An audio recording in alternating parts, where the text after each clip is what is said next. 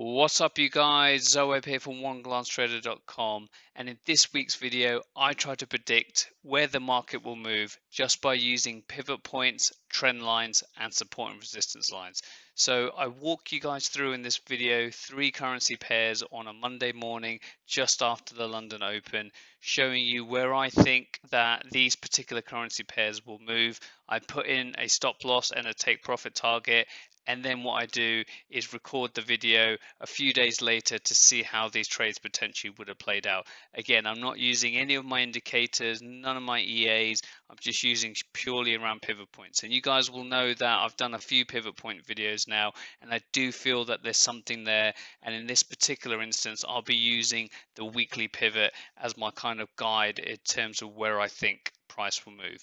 You will also notice that I don't have MT4 on my screen. I've got Trading View.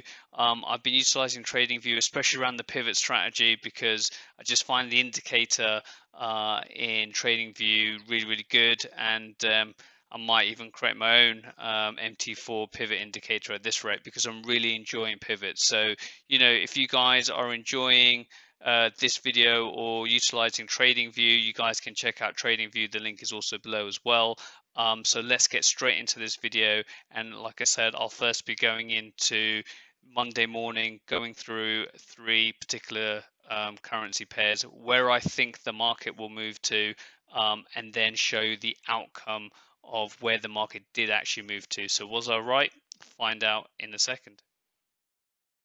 So it's Monday, the 28th of September 2020, at 9:10 in the morning, so about 40 minutes into the London Open, and I just wanted to walk you through 3 potential weekly pivot trades. And what we're trying to do is we're going with the assumption that the majority of the time a instrument, whether that's a currency pair, a commodity or a stock, will look to find fair value and meet its weekly pivot.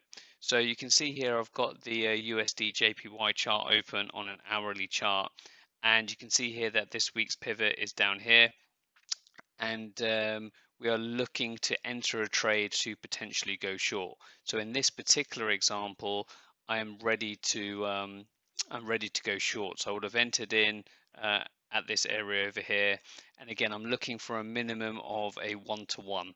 And the reasons why I've got in is obviously I'm going short because I'm expecting price to get to its weekly pivot at some point.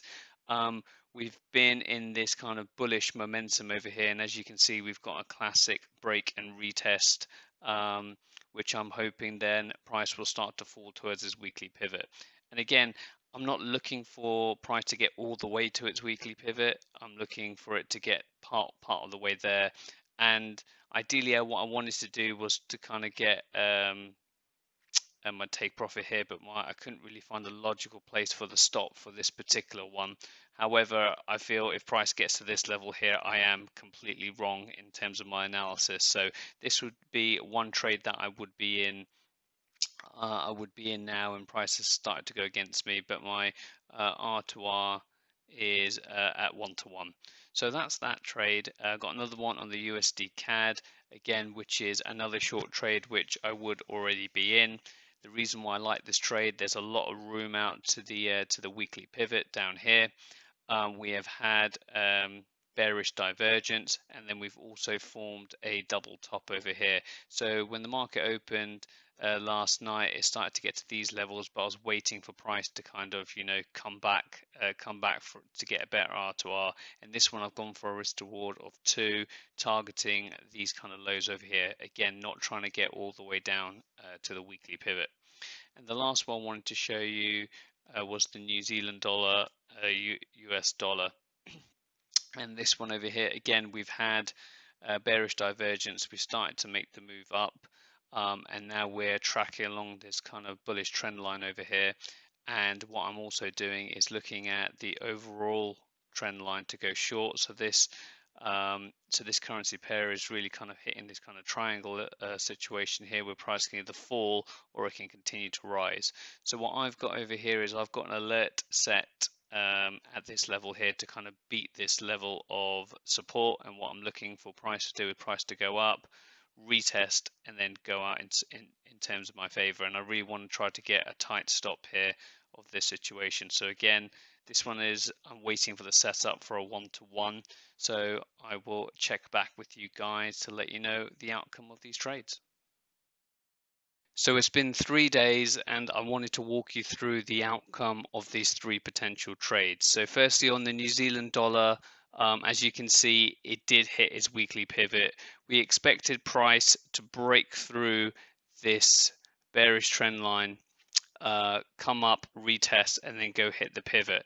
As you can see, what happened, it started to bobble across this trend line. So the trend line did hold, and where I was probably looking to get in, and I don't think you can see, I think I need to move these ones out of the way slightly, is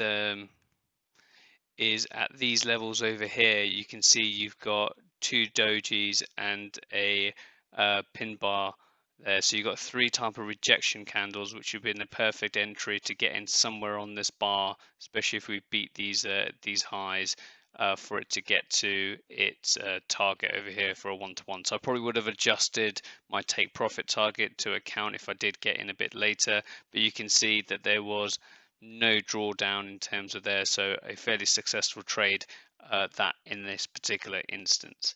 The second one was the USD CAD. And as you can see here, that when we first started, we expected price to fall to its weekly pivot, which it has done. We expected that this double top there would have lasted, and price did start to go in my favor. And as you can see, I was really close to the take profit line, then went up against me, and then utilize that, forming another double top. So this resistance level here at 4 touches of this resistance bar, and then eventually fell. So again, another particular successful trade. So that one was at a ratio of 2-to-1. Just going back to the USD New Zealand dollar, and that was 1-to-1. So that would have been a 3% return. Then the last one was on the USD JPY, which unfortunately did go completely against me. Again, did not hit its pivot currently. Still got a couple of days to go for it to do that, so it might potentially do that. And it went a little bit into profit, but was nowhere near where I needed it to be. So on that particular trade, that was a 1-to-1 trade there. So we made 2% on the New Zealand dollar, US dollar, made 1% on the USD JPY, and therefore would have lost 1% on the USD JPY. So overall, take into account when these trades kind of went into place, 2% return across 3 trades, which again, if you're hitting that on a weekly basis, can be a sizable consistent gain. So I think there's something here with this weekly pivot. Again, if I just go across here on the Euro USD, it hit its weekly pivot. GBP USD hit its weekly pivot. GBP JPY, again, this is not hit its pivot. And kind of what I was looking at here is, a retrace back to the pivot and then back up, but just missed it and didn't hit this kind of trend line. This one's talk about Aussie dollar.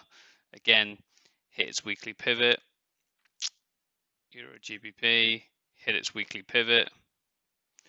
Euro JPY hit its weekly pivot. So all the pairs that I'm looking at, bar one, have all hit their weekly pivot.